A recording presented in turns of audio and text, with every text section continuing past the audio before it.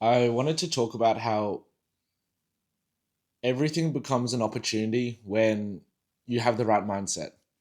When you could reframe everything as good, it allows you to just enjoy life more. And when it really struck me was when everything started working for me and not against me, and everything was an opportunity, not just me being a victim to my situation.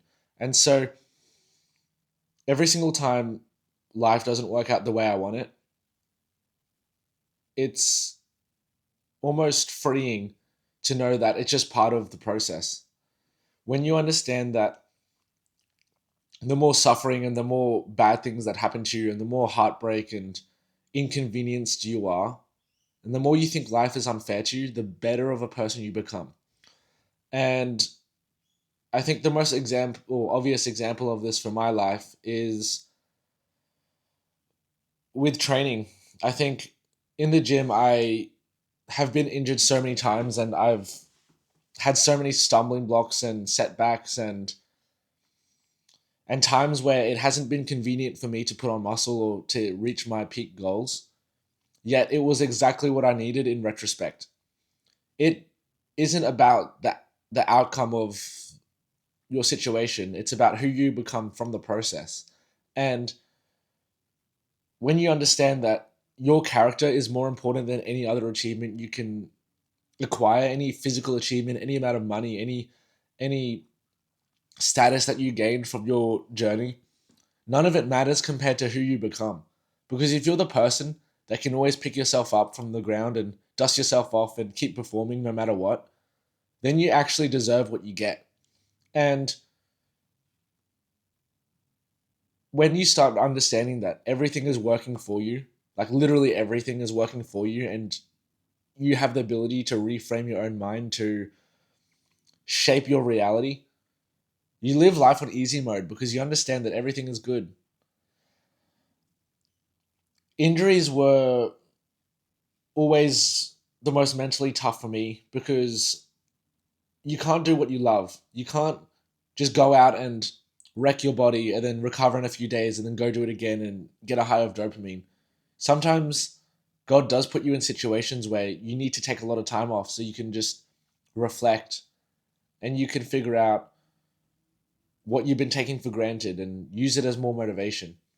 I think Vinny Paz, the boxer, one of my favorite videos of all time that I always go back to is it's a motivational video about Vinny Paz. He was in a neck brace. He finally started getting a bit of success again, and he was losing a few fights, and then he started getting a bit of success, and then he got into a car accident that wasn't his fault, and he was in this neck brace, and the doctors told him he might not even be able to walk. And what, about a year later, he was back into fighting, and to me, like, I get goosebumps thinking about the fact that why can't that be you? Why can't you let the setbacks that happen in your life turn you into something more than what you would be? It's kind of like why I don't mind that I'm a bit shorter as a volleyball player, because it means that you have a better story to tell. It's more impressive when you win, because most people would quit.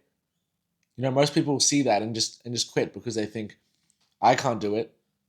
But where you keep going, you're just building this. You're building your character. You're building your mind. You're building your resilience, and that's more important than any sport or any outcome that you actually get.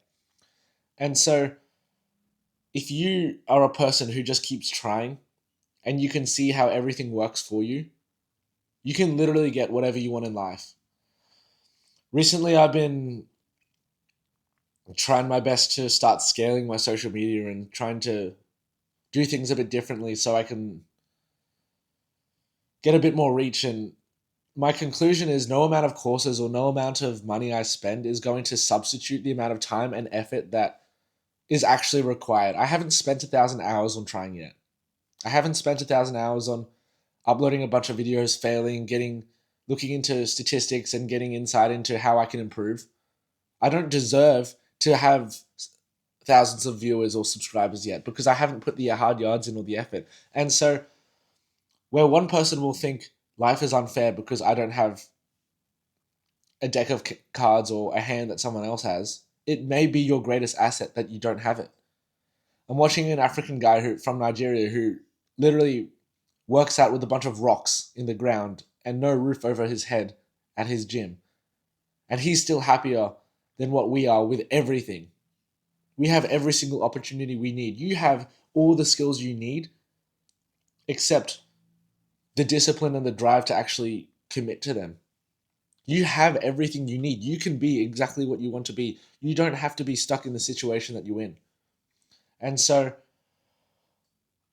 it makes me realize, like, when you see your own potential and you see like you're operating on this level and you could be up here, like right now you're still distracted. You're still not believing that, or giving yourself the credit to go and try and fail and try and fail and then eventually hit a breakthrough. And my whole life has just been breakthroughs. I've plateaued so much. I remember when I started in the gym, I couldn't even do a push up, let alone took me 2 years to do a pull up. And because it was such a hard entry barrier for me to just do even basic things and bench press even 60 kgs, it took me a year.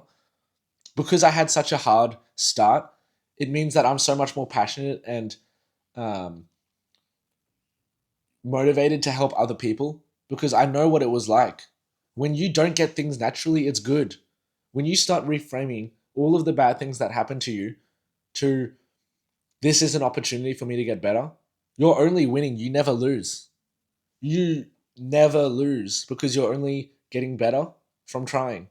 You might fail, but in the long term, if you fail and stop there, then you lose. So, people will watch your videos, or they'll see you do anything and hate. You can just exist and people are going to hate because when you try something or be somebody that other people aren't, they immediately go to cope mode and shit on you because you're not just being average. You're not settling for what is the norm. As soon as you try and make something of your life, that's when people use it as an opportunity to make themselves feel better. And at the end of the day, hating is just low IQ. If you genuinely don't like somebody, like, you have to do a self-analysis and figure out, why do you not like this person? Even the dude on Instagram who's like the gladiator mindset or whatever, the Indian dude in Melbourne. Like, it's kind of funny because it is easy to hate and it's funny to hate on people, but when you like go to bed and you're by yourself and you're just looking at your ceiling lying down, at least that guy is trying. At least that guy is making the risk. As cringy and corny as it is, he is more brave than you are because you're not putting yourself out there or chasing your dreams when he is. And so I had to like recently take a look at myself and take a self analysis of what things are other people doing, or other people who are braver than me are doing, yet I'm not, and I'm judging them.